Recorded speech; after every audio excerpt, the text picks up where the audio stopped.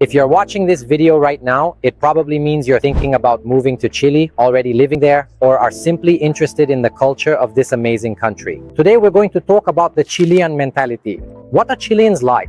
What sets them apart from other Latin American countries? Most importantly, how do you interact with them and find common ground? I'm recording this video not only for those who are planning to move, but also for our clients, of whom there are already more than 500 in our company. Some are already obtaining residency, while others are applying for citizenship. Let me say right away that this is solely my opinion, my personal view of Chileans. This is based on 2.5 years of living in Chile and building several business ventures there. If you live in Chile and either agree with my opinion or have a different perspective on this, please share in the comments. I'm sure this will be extremely helpful for our viewers. The first characteristic of Chileans is their friendliness and innate politeness. When I first came to Chile in 2019, my wife and I came for the birth of our first child, Roman, and got him a Chilean passport. I was amazed by the extraordinary friendliness of the local people. Complete strangers would smile and help us at every opportunity.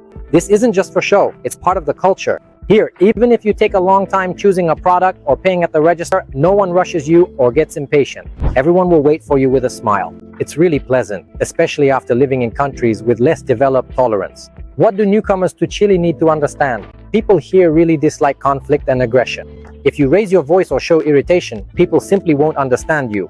At best, they'll just walk away from the conflict.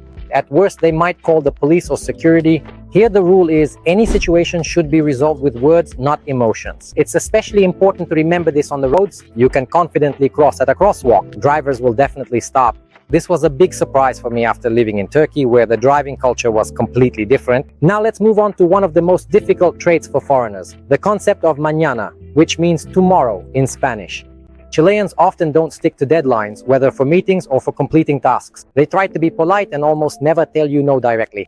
Instead, they promise one thing and then disappear. So be prepared. If you find a reliable partner or contractor in Chile, hold on to them tightly. They will be a real treasure in this business context. But here's the paradox.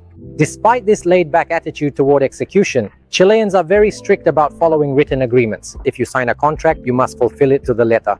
And with that in mind, here's some advice. Carefully review all documents before signing, especially when it comes to renting housing, where every detail can matter. Several times I was able to get my full rental deposits back thanks to thoroughly working through the contract, documenting all payments, repairs, and actions in writing or via the official email addresses specified in the agreement. I also want to highlight two important tools that will help you in Chile. DICOM is a general database where information about overdue obligations of counterparties is recorded. Everyone tries to avoid ending up on the list of debtors. CERNAC is a government agency that protects consumer rights. It's an excellent tool for dealing with unscrupulous contractors. Chileans are very family-oriented people. Here, it's customary to turn a child's birthday into a real event, renting a hall in the residential building, bouncy castles, inviting all classmates and friends. At playgrounds, you can even see more dads than moms. That's why the market for children's goods, services, and entertainment is one of the most promising niches for doing business in Chile. Demand is steady, and the population's income level allows people to spend a lot on their children. Now let's talk about something that personally seems very strange to me. The first thing is wearing outdoor shoes inside the house. Yes, there's little rain in Chile and the streets are clean, but it's still a shock for me. So when Chileans come to visit us, I immediately ask them to take off their shoes. The second thing is sleeping in clothes during winter. Many old houses in Chile don't have central heating, but instead of using electric heaters, Chileans prefer to just put on more clothes. For me, this makes no sense. The third thing is the lack of showing off. Even very wealthy people wear simple clothes and drive regular cars. Luxury here is more the exception than the rule. You might meet someone whose house is worth $1 million, but parked next to it is just an ordinary Qashqai. Another interesting feature I've noticed is that most of the well-off people in good stores and restaurants are 40 plus, even 60 plus. On the one hand, this is of course an example of a mature, successful life when a person can afford to relax, travel, and enjoy themselves. But on the other hand, in my opinion, there are very few young entrepreneurs here who have built a career or business and are now showing off their success. This somewhat contradicts the usual image of the American dream. Let's briefly sum things up. What can we definitely learn from Chileans? It's their calmness, their lack of aggression when resolving issues, and their excellent, clear separation between time for work and time for family. What should you definitely not learn from them?